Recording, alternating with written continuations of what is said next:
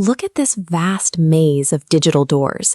The internet has finally opened access to world-class information for absolutely everyone. But it hasn't solved the problem of curation or the motivation required to actually use it. Because of that, you can easily waste hundreds of hours sampling random courses across 25 different platforms, mistakenly assuming that having free access is the same thing as getting results. Most free learning platforms split into two distinct categories: passive theoretical instruction and active practical execution. To navigate this, balance three factors: time investment, career alignment, and platform methodology. Time investment requires strict self-scheduling since there's no tuition. Methodology separates passive lectures from active coding. Aligning these hits the exact center intersection: career ROI. Simply choosing a popular platform at random often results in abandoned courses. Achieving a real return on your time depends on matching the learning method to your specific professional objective. We can separate these platforms by outcome using this matrix. The y-axis tracks your career goals, moving from academic theory up to tech skills. The x-axis divides the methods, with passive university pedigree on the left and active interactive training on the right. In the bottom left quadrant, we find platforms like edX, MIT OpenCourseWare, and Harvard Online Learning. These platforms offer elite university lecture material. The result is a deep grasp of complex theoretical frameworks. The trade-off is that the learning experience is largely passive.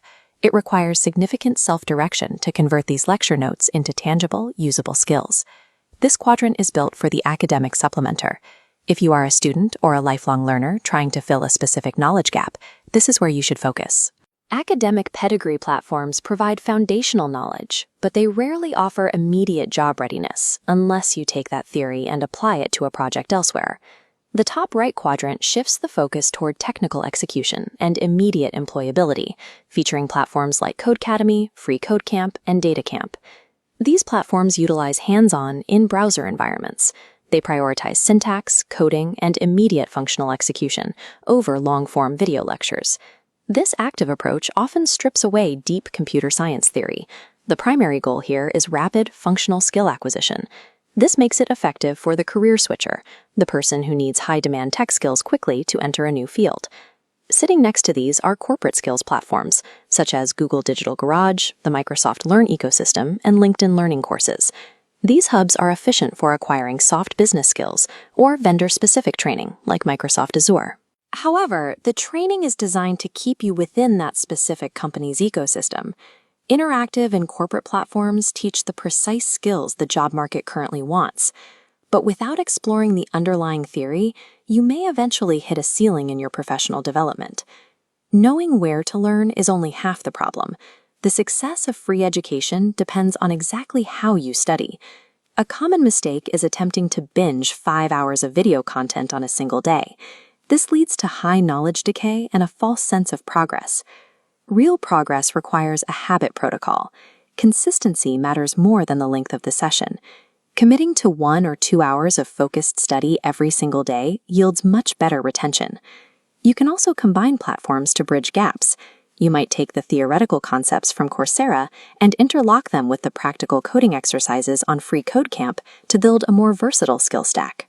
Maintaining a rigid daily schedule and cross-pollinating your platforms is more influential to your outcome than whichever website you chose initially. This brings us to the certification hunter. The goal here is usually to improve a resume without any financial outlay. We have to be honest about the costs. On these platforms, the learning content is free, but the official verifiable proof of that learning, the certificate, is almost always paywalled. Consider how the market weighs these options. A folder of completed projects built with free knowledge consistently carries more weight than a shiny digital badge. In many tech and corporate sectors, a paid certificate without a corresponding body of work rarely results in a job offer. Employers prioritize what you can actually build. A proactive portfolio of real projects proves you have the skills, which often makes the paid digital badge an unnecessary expense. To narrow your options, use this decision matrix. What is your primary constraint? For fast technical skills, the left path leads to interactive platforms like DataCamp or freeCodeCamp to build a portfolio. For academic theory, the right path leads to university platforms like MIT OpenCourseWare. Learning in 2026 is no longer a one-time event. It requires a permanent habit of self-directed study. Your success won't be defined by finding one perfect platform. It will be defined by your ability to maintain a daily bias toward active practice over passive consumption.